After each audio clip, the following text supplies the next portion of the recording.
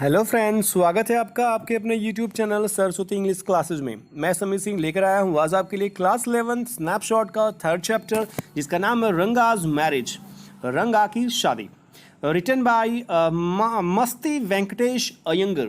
मैं पहले राइटर के बारे में बता दूं, फिर स्टोरी के बारे में और फिर कुछ और चीज़ें। पहले ये बता दूं मैं आपको कि इस स्टोरी को हम इमेज के माध्यम से समझने की कोशिश करेंगे। एक एक चीज़ आपको इमेज के माध्यम से ऐसे समझाई जाएगी ताकि आपको सारी की सारी इन्फॉर्मेशन आपके माइंड में हमेशा के लिए फिट हो जाए। अलावा इसके आपके बुक में जो क्वेश्चंस है उसका सोल्यूशन दिया जाएगा इस वीडियो के अंत में। कुछ और भी इंपॉर्टेंट क्वेश्चन होंगे जो वैल्यू बेस्ड होंगे, जो बहुत इंपॉर्टेंट है, जो टीचर्स नहीं बताते आपको या आपको नहीं पता चलता, जो बहुत इंपॉर्टेंट होता है। अगर स्टोरी से कहानी से पूछी जाती है क्वेश्चन तो आप बनाकर लिख लेते हो क्योंकि आप कहानी समझ जाते हो। बट अगर कुछ और पूछा जाता है घुमा फिरा के तो वो आपको समझ में नहीं आता है। तो कुछ ऐसे क्वेश्चन आपको दूंगा मैं लास्ट में जो आपके लिए बेहद इंपॉर्टेंट साबित होंगे, बेनिफिशियल आपके लिए होगा।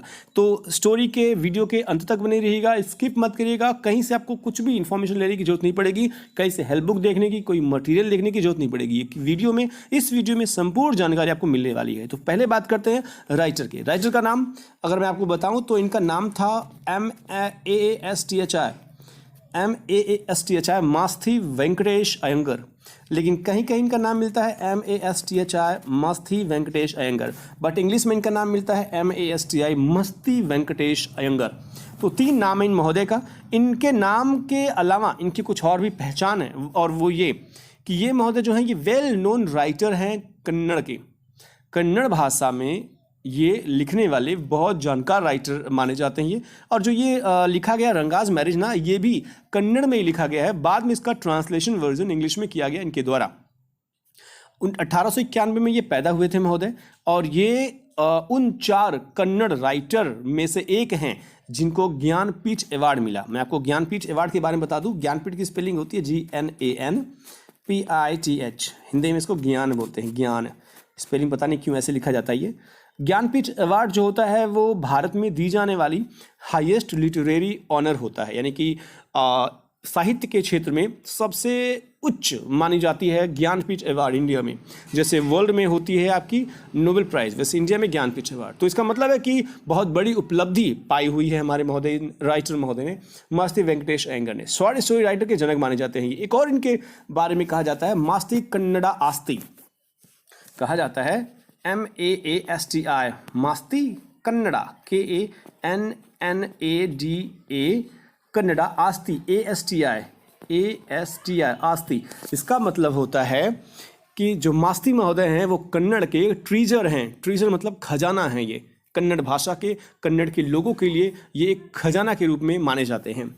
इनके बारे में थोड़ा सा और ये कि इनका जो जन्म हुआ था वो ब्रिटिश इंडिया के राज्य में हुआ था। जब ब्रिटिश इंडिया थी 1891 में, तब मैसूर जो था वो स्टेट हुआ करता था। आज मैसूर जो है वो एक डिस्ट्रिक्ट है, उसमें इनका जन्म हुआ था। फिलहाल ये कर्नाटका में है। कर्नाटका के मैसूर में इनका जो एक गांव है जिसका नाम है होसाहली, जिसके बारे में हम इस स्टोरी को कंफर्म करेंगे। तो स्टोरी इनकी रियल घटनाओं से आधारित है। इस स्टोरी में इनका नाम श्यामा रखा गया है, SHYAMA। सबसे पहले मैं आपको ये एक मैप दिखा दूं। ये वो मैप है जिसमें आपको बताया गया है कि ये कर्नाटक जो साउथ में है इंडिया के, ये होसाली जो गांव है इनका, और ये है आपका मैसूर सिटी जिसमें होसाली नामक गांव पाया जाता है। तो मैप में तो मैंने आपको दिखा दिया, लेकिन इस बुक में आप पढ़ोगे तो उसमें लिखा हुआ है महोदय ने कि मैप में मेरे गांव का जिक्र नहीं है। इसका मतलब ये नहीं कि मैप मैंने दिखा क्यों दिया, इसका मतलब ये कि तब मैप में नहीं था जब ये लिखे थे महोदय 1932-33 के आसपास। तब मैप में इनके गाँव का नाम नहीं था। शायद इनके कारनामों के कारण, इनके द्वारा लिखे गए इस शॉर्ट स्टोरी के कारण जो है वो इनका नाम आया इस मैप में। तो स्टोरी को शुरू करते हैं। स्टोरी में ये है महोदय राइटर रियल श्यामा, SHYAMA, यानी इनका नाम जो है वो ये पड़ गया श्यामा। स्टोरी के कैरेक्टर्स के बारे में आपको बता दूं कि कौन कौन से कैरेक्टर्स स्टोरी में हैं। कैरेक्टर इसमें 3 घरों के बारे में बात की गई है। थोड़ा सा मैं यहाँ लिखूं तो थोड़ा साफ दिखेगा आपको। जो पहला है वो है राइटर खुद, जो लेखक है जिसका नाम श्यामा है, SHYAMA, ठीक है। जो दूसरा है वो एक अकाउंटेंट है, मुनीम जिसे गांव में कहते हैं, या पहले कहते थे, तब मुनीम के नाम से जाने जाते थे। अकाउंटेंट ACCOUNTANT अकाउंटेंट होते हैं। और इनका एक लड़का होता है जिसका नाम होता है रंगप्पा, जिसको शॉर्ट में कहते हैं रंगा। इसी की शादी है। रंगप्पा को शॉर्ट में कहते हैं रंगा। और जो तीसरा परिवार है वो है रामाराव का परिवार। रामाराव, RAO, रामाराव। रामाराव के परिवार में कौन कौन है? चूंकि हैं जो भी लोग, बट इस स्टोरी में सिर्फ दिखाई गई है रामाराव का एक लड़का जिसको कहा गया है रामाराव का लड़का, और एक इनकी भतीजी है जिसका नाम है रत्ना, RATNA। बहुत अच्छा लिखता हूँ मैं, इसलिए थोड़ा ध्यान से देखिएगा। कहाँ जा रहा है ये, गर्मी ज़्यादा ना इसलिए पसीने से ये फिसल रहा है। रत्ना, तो ये नाम था उस लड़की का, इनकी भतीजी का। चूँकि रत्ना के माँ बाप यानी कि रामाराव के जो भैया भाभी थे वो एक्सपायर हो गए थे, इसलिए वो लड़की इनके घर रहने के लिए आई थी। तो ये सिर्फ 3 इसमें घरों के बारे में बात की गई है। स्टोरी शुरू करते हैं अब। राइटर जो है उसका नाम श्यामा है। वह कहानी के शुरुआत में कहता है कि जब आप इस लेसन के शीर्षक को देखते हो ना, तो आप कह सकते हो, आप में से कोई भी पूछ सकता है, वो आपसे कहता है यानी रीडर से कहता है कि जब आप स्टोरी के इस लेसन के स्टोरी का जो शीर्षक है, आप इसको जब देखते होंगे, मुझे लगता है मुझे कैरेक्टर्स के बारे में आपको यहाँ बता दूँ, यहाँ साफ आपको दिखेगा। इसमें सिर्फ 3 घरों का जिक्र किया गया है। पहला जो है वो राइटर का, केवल राइटर का, इसके घर के बारे में सिर्फ लिखा है राइटर का, यानी कि राइटर ही है इसमें। राइटर के अलावा जो दूसरा है वो है एक अकाउंटेंट हैं, ACCOUNTANT, अकाउंटेंट। अकाउंटेंट को उस समय मुनीम कहते थे। मुनीम, आपने बहुत सारी मूवी भी देखी होगी पुरानी, जिसे मुनीम कहते हैं। मुनीम का एक लड़का है जिसका नाम जो है वो है रंगप्पा, RANGAPPA, रंगप्पा। इसी को शॉर्ट फॉर्म में कहा गया है रंगा, और इसी की शादी के बारे में बात की है, रंगाज मैरिज। तो अकाउंटेंट का लड़का रंगप्पा, तो ये कैरेक्टर हो गए। और जो तीसरा फैमिली है इसमें वो है रामाराव का परिवार, यानी कि रामाराव, RAMARAO, रामाराव। रामाराव के बारे में इनके भले ही कितनी मेंबर्स हो फैमिली में, बट जो जिक्र हुआ है स्टोरी में वो है रामाराव का लड़का, जिसे कहा गया है रामाराव का लड़का, रामाराव _ बॉय। और जो दूसरा कैरेक्टर है वो है रत्ना, जो रामाराव की भतीजी है, बड़े भाई की लड़की है, और वो इन्हीं के घर रहती है क्योंकि इसके माँ बाप जो हैं वो मर चुके हैं, इसलिए वो अपने चाचा के यहाँ रहने आई है। तो यही सिर्फ कैरेक्टर्स है स्टोरी में। चलते हैं स्टोरी को शुरू करते हैं। स्टोरी की शुरुआत होती है लेखक के कुछ शब्दों के द्वारा। लेखक का नाम श्यामा आपको बताया मैंने, SHYAMA। शुरुआत में कहता है ना आपको कि जब आप इस लेसन के शीर्षक को देखते होंगे तो आप में से कोई भी ये पूछ सकता है कि इसका नाम रंगाज मैरिज क्यों रखा भाई। इसका नाम रंगनाथ विवाह, रंगनाथ विजय, जगन्नाथ विजय या गिरजा कल्याण जैसे माउथ फीलिंग का मतलब होता है इंटरेस्टिंग नाम क्यों नहीं रखा। ये बकवास नाम रंगाज मैरिज क्यों रख दिया, रंगा की शादी, अरे रंगनाथ विजय, ऐसा कुछ भारी भरकम रखे होते जो इंटरेस्टिंग नाम था, अच्छा नाम था। फिर लेखक खुद ही जवाब देता है, कहता है मैंने ये नाम इसलिए रखा है क्योंकि ये किसी भारी भरकम लोगों के बारे में बात नहीं कर रहा है, कोई इमेजिनेटिव पर्सन की शादी के बारे में नहीं बात कर रही है, मेरे घर के, मेरे गांव के रंगा की शादी के बारे में सच्ची घटना है। इसलिए मुझे जाहिर सी बात है कि अगर मेरे घर पप्पू की शादी होगी तो मैं कहूँगा पप्पूज मैरिज। मैं यहाँ पे बिल क्लिंटन मैरिज नहीं कह सकता, क्योंकि शादी पप्पू की हो रही है तो मैं किसी और का नाम कैसे ले सकता हूँ। तो ये रंगाज मैरिज, रंगा की शादी है, सच्ची घटना है इसलिए। तो राइटर अगर यहाँ ये कह रहा है, इसका मतलब है कि उसका दिमाग चल रहा था। अगर आप कोई सोचो रंगा क्यों, कुछ और नाम क्यों रंगा ने नहीं रखा, तो आपको ये बता दे कि ये रियल घटना पर आधारित स्टोरी है। इसलिए लेखक फिर कहता है कि जब वो होसाहली, देखिए ये है उसका गांव होसाहली गांव में रहता है, उसे इस बात का खेद है कि उसके गांव का वर्णन किसी भी भूगोल की पुस्तक में नहीं है, न ही उसे एटलस में कहीं दिखाया गया है, यानी कि उसको मैप में भी नहीं दिखाया गया है। अब अगर मैंने आपको मैप में पहले दिखा दिया, आपके माइंड में चला यार मैं अभी तो देखा है मैंने मैप में, तो वो अब का मैप है, वो तब का मैप नहीं है जो ब्रिटिश इंडिया का राज्य था। तो इसलिए उस समय नहीं था ये, शायद महोदय के द्वारा, राइटर के द्वारा लिखा गया स्टोरी, इसके बाद होसाहली फेमस हुआ और उसके बाद रखा गया इसका नाम, या उसको एटलस में या मैप में रखा गया हो शायद। तो राइटर कहता है कि इसका एटलस में कहीं मैप में इसका दिखाया नहीं गया नाम। शायद अंग्रेजों और जो जोग्राफर्स थे, यानी जोग्राफर्स थे, भौगोलिक वाले लोग इस पर ध्यान ही नहीं दिए होंगे, छोटा सा गांव क्या मतलब है। पर लेखक की राय में उसका गांव कई दृष्टि से अनूठा है। वह कर्नाटक के मैसूर जिले में बसे अपने गांव की विशेषता बताते हुए कहता है कि मेरे यहाँ एक प्रसिद्ध मिठाई है जिसका नाम है करिगडाबू। करिगदाबू जो है वो हमारे यहाँ के, आप कह सकते हो गुझिया टाइप का जो होता है वैसा कुछ होता है। तो वो कहता है कि हमारे यहाँ एक स्वीट्स मिलती है जिसका नाम है करिगदाबू, जो बहुत फेमस है। तो बहुत सारी चीज़ों के बारे में राइटर बताता है। फिर कहता है कि अपने गांव के एक डॉक्टर जिसका नाम है डॉक्टर गुंड भट्टा, डॉक्टर गुंड भट्टा महोदय हैं या भट्ट महोदय हैं, इनके बारे में राइटर बताता है कि वो बहुत जगहों से होकर हमारे गांव आए थे डॉक्टरी करने, जिसका मतलब है कि हमारा गांव बहुत अच्छा है, फेमस है उस समय, इसलिए ये आए थे यहाँ पर डॉक्टरी करने के लिए। फिर राइटर कहता है कि वहाँ आम के वृक्ष भी हैं हमारे यहाँ। आम के बारे में लेखक बताते हुए कहता है कि अगर कोई एक टुकड़ा भी कच्चे आम का खा लेना तो उसका ब्रह्मांड नाच जाए। जैसे गांव में कहता है तो हर ब्रह्मांड फाट जाए, तो ब्रह्मांड फट जाएगा टाइप का जो वर्ड यूज होता है वो ब्रह्मांड का मतलब होता है दिमाग, मस्तिष्क। तो उस समय उन्होंने महोदय ने जो है ब्रह्मांड नामक शब्द का जिक्र किया है, बट ये है कि कन्नड़ में उसको अलग शब्दों के द्वारा लिखा हुआ है, कुछ ब्रह्मानंदा ऐसा कुछ वर्ड लिखा है आपके बुक में। तो उनका कहने का मतलब है कि ब्रह्मांड नाच जाए, इसका मतलब है कि आप चकरा जाओ, इतना खट्टा होता है उसका एक टुकड़ा।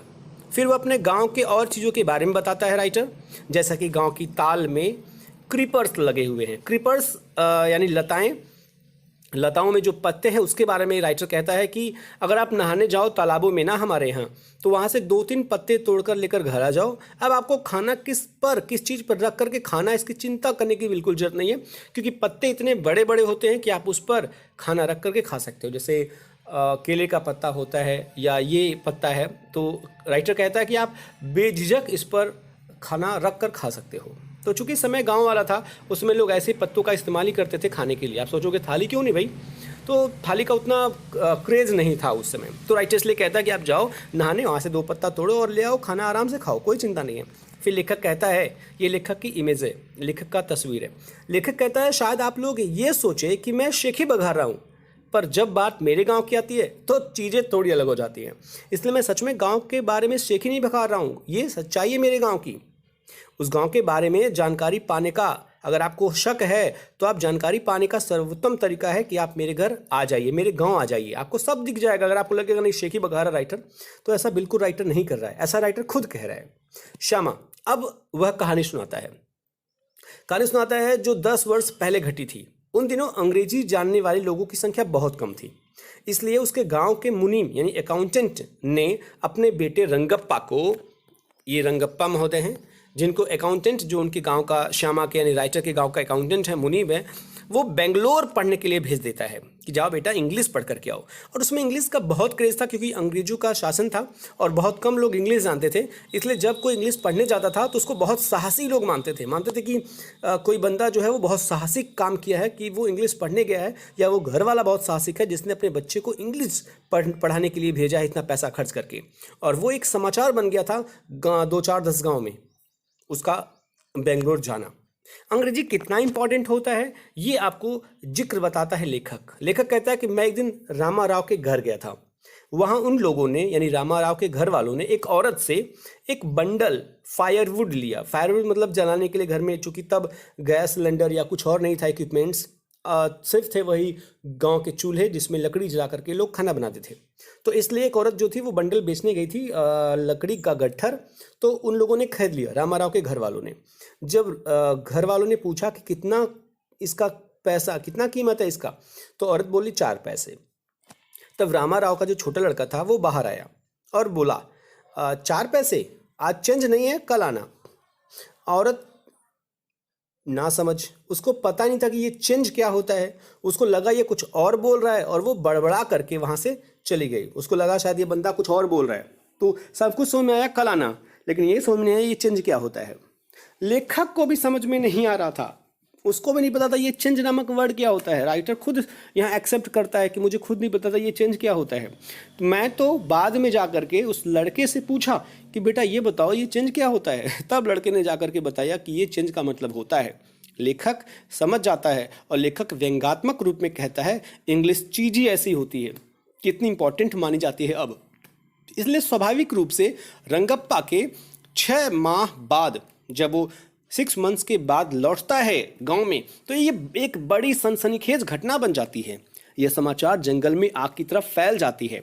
सभी गांव वाले उस लड़के को देखने के लिए उसके घर पहुंच जाते हैं। कि वो बंदा जो अंग्रेजी सीखने के बाद आया है उसमें क्या क्या बदलाव हुए होंगे, लड़के में क्या चेंजिंग हुई होगी। इसके लिए न केवल गांव वाले बल्कि जो श्यामा अपना राइटर है वो भी उस जन समूह में, भीड़ में घुस जाता है।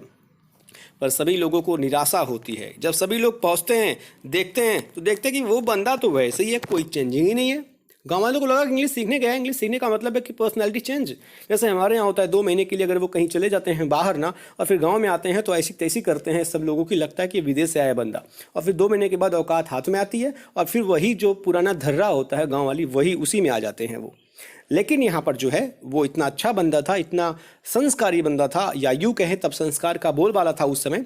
तो वो बंदा जो था बिल्कुल चेंज नहीं था। भाई लैंग्वेज चेंज हो सकता है बट परिधान और उसका जो एक नेचर होता है, जो उसका एक आदर करने का, सत्कार करने का जो रवैया होता है, नज़रिया होता है, वो सेम था।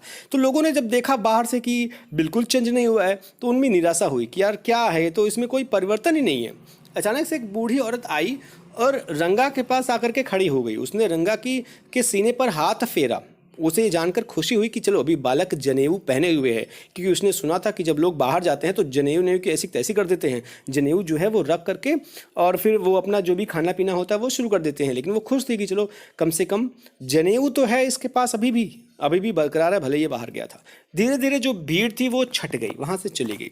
श्यामा अपना राइटर, उसने रंगा से थोड़ी देर बात किया। जब सब लोग चले गए, रंगा ने उसे राइटर को नमस्कार किया, उसके चरण स्पर्श किए, उसे आशीर्वाद मिल गया। राइटर ने तुरंत आशीर्वाद दिया कि तुम्हारा विवाह शीघ्र ही संपन्न हो। आजकल गांव में ऐसे ही होता है, जल्दी शादी करो। शादी वाली ही बात मैक्सिमम लोग करते हैं। अगर आप अविवाहित हो, और विवाहित हो तो बच्चे हो, और अगर बच्चे हो गए तो आप उफर पड़ो।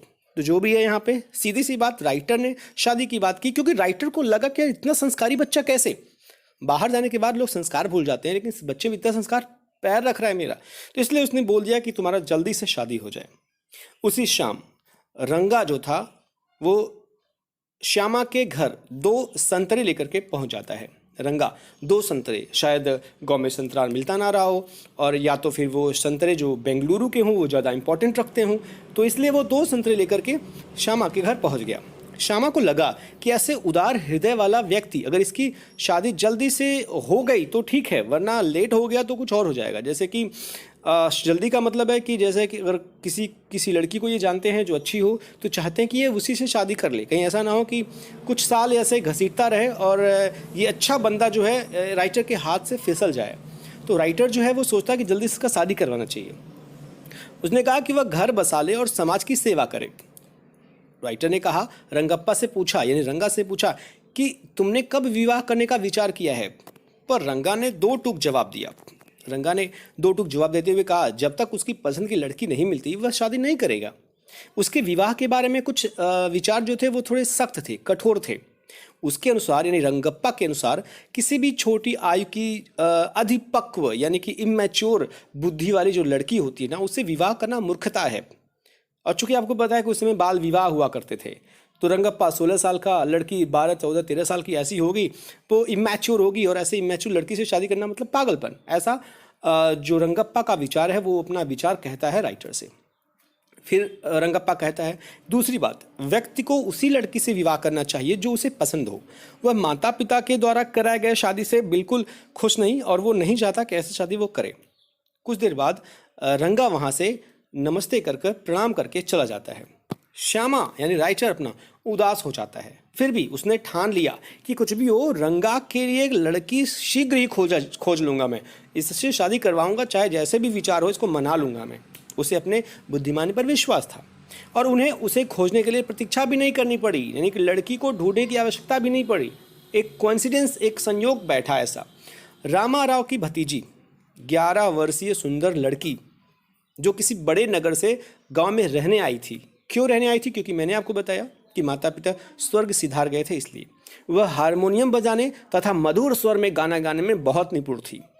लेखक ने सोचा, क्योंकि लेखक रामाराव के घर आता जाता था, उसने सोचा कि यही लड़की रंगा के लिए सर्वत्र यानी कि पूर्णतया उपयुक्त रहेगी। उस लड़की का नाम था रत्ना। अगली सुबह ही लेखक ने रत्ना को तथा रंगा को बहाना करके अपने घर बुला लिया। रत्ना आई। रत्ना से राइटर ने कहा, लेखक ने कहा, श्यामा ने कहा कि एक गाना गाओ। यानी उसने प्रार्थना किया कि बेटा एक गाना गाओ। चूँकि राइटर उसके घर आता जाता था, इसलिए वो लड़की भी शर्माई नहीं और वो हारमोनियम बजा करके गाना, मधुर गाना गाने लगी। तभी रंगा आ गया। दरवाजे पर खड़े होकर उसने अंदर झाँका। उसने सोचा ये इतनी मधुर गीत कहाँ से आ रही है। वो थोड़ा देर रुकना चाहता था दरवाजे पर, कहीं ऐसा ना हो कि दरवाज़ा खोले आवाज़ आए और जो भी अंदर मधुर गान गाने वाला वाली हो वो हट जाए, दूर भाग जाए। फिर भी वो बहुत रह नहीं पाया देखने के चक्कर में कि कौन गा रही है ये। वो अंदर आ गया। रत्ना ने किसी अजनबी को देखकर गाना छोड़ दिया। रंगा को इस बात की निराशा हुई कि लड़की गाना बंद क्यों कर दी। फिर भी रत्ना को देख करके रंगा का सिर चकराया। उसने लड़की पर बार बार नज़र डाली। रत्ना शर्मा कर अंदर भाग गई। फिर रंगा ने उस लड़की के बारे में पूछा। ये दोनों लोग यहाँ पे हैं, ये भाग गई अंदर। फिर रंगा पहली बार लड़की के बारे में बात कर रहा है, वो भी राइटर श्यामा से। उसने पूछा कि क्या वह विवाहित है अथवा कुंवारी। श्यामा ने झूठ बोल दिया। ये होता है जले पे नमक छिड़कना। श्यामा ने झूठ बोला कि रत्ना का विवाह हो चुका है, वो भी 1 साल पहले। चूँकि बाल विवाह होता था, 11 साल की रत्ना थी, लेकिन तब भी कह दिया कि साल भर पहले हो गया। और विश्वास करने वाली बात ही थी, क्योंकि तब शादी पहले हो जाया करती थी। रंगा का चेहरा बेचारे का ऐसा सिकुड़ गया जैसे भुना हुआ बैंगन सिकुड़ जाता है। श्यामा अगली सुबह अपनी चाल के अनुसार, वो चाल चल रहा है, राइटर है तो उसको पता है स्क्रिप्ट कैसे लिखनी है। तो श्यामा जो है अगली सुबह शास्त्री जी के पास जाता है, जो भविष्यवाणी करते हैं। शास्त्री जी के पास जाकर के शास्त्री जी को अच्छे से सिखा पढ़ा देता है कि मैं रंगा को शाम को लेकर के आऊँगा, उससे क्या क्या कहना है सब कुछ श्यामा अपना राइटर समझा देता है उन शास्त्री महोदय को। उसी शाम श्यामा रंगा से मिलता है, जो विचारों में खोया हुआ था, दिन भर विचार में खोया हुआ था कि काश शादी ना हुई होती तो उससे शादी कर लेता। अब उसे अंदाज़ा नहीं है कि परिपक्व लड़की है, वो इमैच्योर लड़की है। अब 11 साल की वो भी तो थी, लेकिन यही होता है फर्स्ट साइट। तो दोनों जो थे वो शास्त्री के पास चलने लगे। राइटर ने कहा चलो शास्त्री के पास चलते हैं, नक्षत्र दिखाते हैं तुम्हारा, शायद हो सके अच्छी लड़की मिल जाए या कुछ और बात हो जाए। लड़का जाना नहीं चाहता था, तो राइटर ने कहा चलो दवा ले लो डॉक्टर के पास, हमारे यहाँ डॉक्टर है गुंडप्पा। लड़का नहीं माना, तो इन्होंने कहा अरे हो सकता है वो शादी के बारे में तुम्हारी बात कुछ कंफर्म कर दे। जब ये शादी की बात सुनता है कि शादी की बात वो भी रत्ना से, तो वो मान जाता है, लेकिन दिखाता नहीं है कि वो मान गया है। भाई आखिर कैसे दिखाए वो कि हमें शादी करनी है। इसलिए राइटर और रंगा जो है वो दोनों साथ में चलने लगते हैं और पहुंचते हैं उन्हीं शास्त्री महोदय के पास, जिन शास्त्री महोदय को बहुत अच्छे से समझाया पढ़ाया है राइटर ने। दोनों शास्त्री के पास पहुंचते हैं। शास्त्री रंगा को देख करके प्रसन्न हो जाता है, क्योंकि रंगा को बहुत दिन से देखा नहीं था। वो 6 महीना वैसे भी वो बाहर था और उसके अलावा भी वो जाता आता नहीं था कहीं पे, तो देख करके बहुत खुश होता है। बनावट भी सजीव लगे, इसके लिए शास्त्री ने लेखक से पूछ लिया। शास्त्री ने लेखक से पूछा, बहुत दिन बाद आए आप मेरे यहाँ, कहीं रास्ता तो नहीं भूल गए थे? लेखक भूल गया कि अभी सुबह सुबह मैंने इसको पढ़ाया है। उसको लगा ये तो मूर्ख बना रहा है मुझे, अभी सुबह मिला हूँ और ये कह रहा है नहीं। लेखक ने तपाक से बोला, अरे अभी तो सुबह, जैसे अभी तो सुबह बोला। ये महोदय जो थे बातों को काट के बोले, अच्छा अभी तो सुबह आप खाली हुए होंगे काम करके, जब खाली हुए होंगे काम करके तब आए होंगे, यही बात है ना। तब इसको लगा यार अभी तो मैं जो मैं यहाँ पे आया था पढ़ाने सिखाने, वो तो मेरी खुद की पोल खुल जाने वाली थी। अभी खुल जाती कि मैं सुबह आया था और फिर लेकर के आ गया मैं, इसका मतलब है कुछ राज है, जान जाएगा ये रंगा। तो बहुत अच्छे से सावधानी से इन्होंने संभाल लिया उस सिचुएशन को। और जब इन्होंने कहा अभी तो सुबह मिलने आया था, ये कहने ही वाले थे, ये कह दिया अच्छा अभी तो सुबह आप काम करके ख़त्म हुए होंगे, काम फिनिश किए होंगे तब आप आए हो, कोई बात नहीं है, अच्छा बताएं क्या काम है। ये महोदय बताते हैं रंगा के बारे में, उसकी शादी के बारे में। रंगा के सामने वो पहले ही बता चुके थे इससे, लेकिन यह है कि अब जो है वो दोबारा बताते हैं कि देखो कैसा है, क्या है, शादी कैसे हो सकती है, नहीं हो सकती है। तो इस तरीके से जो है महोदय जो है बातें करते हैं। शास्त्री महोदय जो हैं अब पूर्व निर्धारित कार्यक्रम के अनुसार, जो पहले से ही निर्धारित किया गया था दोनों महोदय के द्वारा बीच में, जो पहले से ही सांठगांठ चली थी, उसके अनुसार शास्त्री ने ज्योतिष की पुस्तकें निकाली तथा कुछ गणनाएं करने लगे और बोले कि देखिए हमारा जो भविष्यवाणी करना है ना, वो बहुत पुरानी साइंस का ही एक पार्ट है और एक ये लंबी हरी कथा है। सुनाता मैं, लेकिन चूंकि भी आपके पास टाइम नहीं है, बाद में इसको कहूँगा भी, कहना ठीक नहीं होगा, फिर उन्होंने बताया, यानी कि फिर हमारे शास्त्री महोदय ने बताया कि रंगा किसी लड़की के बारे में सोच रहा है। सुन लीजिए, ये महोदय हतप्रद हो गए। अच्छा, अब चूंकि स्क्रिप्ट पहले से लिखी गई थी, दोनों पहले से ही अपना साठगांठ बना लिए थे, इसलिए चौंकना तो था ही इनका। और उससे ज़्यादा चौंका ये कि ये कैसे जान गए कि मैं किसी लड़की के बारे में सोच रहा हूँ। फिलहाल वो अपनी बातों को, जो बातें कर रहा था वो बातें अपना आगे बढ़ाता है। कहता है शायद उस लड़की का नाम समुद्र में पाए जाने वाले किसी वस्तु के आधार पर है। फिर काई पर्वत पहाड़ करते गए लोग, उसके बाद सब सहमत हो गए, हाँ रत्ना, क्योंकि रत्न भी तो पाया जाता है समुद्र में, उसका नाम रत्ना है इनके दिमाग में। और ये बात घर कर गई, चकरा गया इनका मस्तिष्क। बोले अच्छा, इसको कैसे पता कि उसका नाम भी रत्ना है। पर रंगा की खुशी जो थी वो खत्म हो गई, ये सोच करके कि हाँ चल तो वही रहा है, सब कुछ तो वही है। लेकिन जब कह दिया है महोदय श्यामा ने कि उसकी शादी हो चुकी है, तो अब तो कोई बात ही नहीं है। इस तरीके से महोदय जो थे वो खुश तो हो रहे थे, बट ये कि वो खुशी खत्म हो गई। इस तरीके से बातें होने लगी। महोदय जो है ये पूछे कि शास्त्री जी उससे बताएं कुछ शादी के बारे में, कुछ हो सकता है कुछ शादी हो ही जाए, आपके पास अगर कुछ हो ऐसी बातें तो। शास्त्री महोदय ने कहा कि देखिए अभी तो कुछ मुझे पता नहीं है, लेकिन यह है कि लड़की की शादी नहीं हुई है। शास्त्री ने कहा नहीं हुई है, और इन्होंने कहा हुई है। ये घनचक्कर में कि भैया हुई है नहीं हुई है कैसे मान लूँ मैं, चूँकि इन्होंने पढ़ाया ही था कि मैं कह चुका हूँ नहीं, तुम कह देना मैं कहा हूँ हाँ हुई है, तुम कह देना नहीं, तभी तो कुछ बात आगे बढ़ेगी। उसके दिमाग में लगेगा कि हाँ कुछ तो है, 50-50 चांसेस मेरे हैं। तो बंदा जो है इस तरीके से, दोनों लोग जो है शास्त्री जी से नमस्कार करके चले आते हैं पैदल पैदल घर। रास्ते में श्यामा जो है वो रंगा से कहता है कि ठीक है तुम जाओ, मैं भी आता हूँ। और श्यामा महोदय, अपना राइटर जो है वो रत्ना के घर चला जाता है, यानी कि रामाराव के घर। वह थोड़ी देर के बाद वापस आता है और रंगा के लिए एक सुखद समाचार लाता है कि यार मैं तो मिस हो गया, अब लड़की जो थी शादीशुदा नहीं है, किसी और की शादी हुई थी, मैं भूल गया था। क्योंकि पता ही है तुम्हें कि मेरी जो है वो बुढ़ापा आ रही है, इसलिए मैं भूल जाता हूँ। अभी लड़की कुंवारी है और अगर तुम चाहो तो शादी कर सकते हो, वरना उसकी शादी होने वाली है। बंदा जो था, जो खुशी काफूर हो गई थी, जो बैगन बन चुका था, भत्ता बन चुका था बंदा, वो अब खुश होकर के एक खुला खिला हुआ कमल बन गया। इसने सोचा बिना विलंब के अगर शादी हो जाए तो माशाअल्लाह। बिना विलंब के दोनों की शादी करवा दी गई। कुछ इस तरीके से कुछ वर्ष बीत गए। एक दिन रंगा जो है वो श्यामा के पास आया और कहा कि चलिए इनविटेशन आपके लिए मेरे घर पर, निमंत्रण आपको दे रहा हूं मैं। आखिर वो अवसर क्या था, किसके लिए वो बुला रहा था अपने घर इतने साल के बाद? अवसर था उसके 3 साल के बेटे, उसका 3 साल का बेटा भी हो चुका है, इसका मतलब शादी 4 साल हुआ होगा या 5 साल हुआ होगा। 3 साल के बेटे का जन्मदिन था। लेखक रंगा के साथ उसके घर चला जाता है। उन्होंने बच्चे का नाम भी श्यामा रखा था, इस बच्चे का भी नाम श्यामा। अब राइटर का दिमाग चकराया, उसको अजीब लगा कि मुझ जैसे ऑयल केक का मतलब है यहाँ पे काले टाइप का, साले टाइप का, ऐसा कुछ, ऐसे जैसे व्यक्ति के नाम पर तुम दोनों ने एक अच्छे खूबसूरत गोल्डन बच्चे का नाम श्यामा रख दिया। ये कहाँ की इंसाफी हुई? पर दोनों ने ये नाम अपने विवाह कराने वाले के प्रति अपना आदर मान सम्मान दिखाने के लिए रखा था कि आपने शादी करवाई हमारी, इसलिए हम आपके सम्मान में अपने बेटे का नाम श्यामा रख दिए। सब लोग इनका पैर रखते हैं। बेटा जो है इनके पैर में लिपट जाता है, ऐसे मानो कि वो वर्षों से इन्हीं की प्रतीक्षा कर रहा हो या इन्हें बहुत अच्छे से जानता हो। जन्मदिन के उपहार स्वरूप जो राइटर है वो बच्चे की छोटी उंगली में एक सोने की अंगूठी पहनाता है। आपको लगेगा ये बच्चे का हाथ नहीं है, उंगली भी जो है वो छोटी नहीं है, तो आप मान लो, मानने में क्या जाता है आपका। छोटी उंगली में वो सोने की अंगूठी पहना देता है और राइटर जो है वो सबको आशीर्वाद दे करके खुशी खुशी वो अपने घर लौट जाता है कि उसने एक नेक काम किया है, एक नेक इंसान का शादी जो है वो एक नेक लड़की के साथ कर दिया है। इस तरीके से स्टोरी खत्म होती है।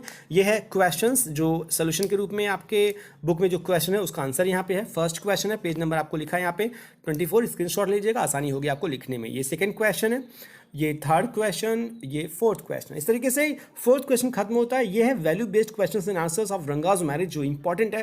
क्वेश्चन आप देखोगे भारी भरकम, लेकिन बहुत इंपॉर्टेंट है ये क्वेश्चन। पढ़ जरूर लीजिएगा, लिख जरूर लीजिएगा अगर आपको अच्छा लगे तो।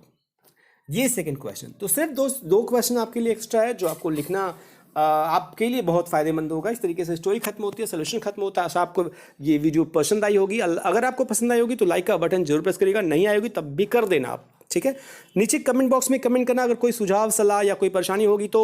अलावा इसके आप शेयर जरूर कीजिएगा अपने दोस्तों के साथ, शेयरिंग इज केयरिंग। मिलते हैं नेक्स्ट वीडियो में, तब तक अपना ख्याल रखिए और हाँ सब्सक्राइब जरूर कर दीजिए अगर आप पहली बार वीडियो देख रहे होंगे तो। मिलते हैं नेक्स्ट वीडियो के साथ, तब तक अपना ख्याल रखिएगा। Thank you for watching the video.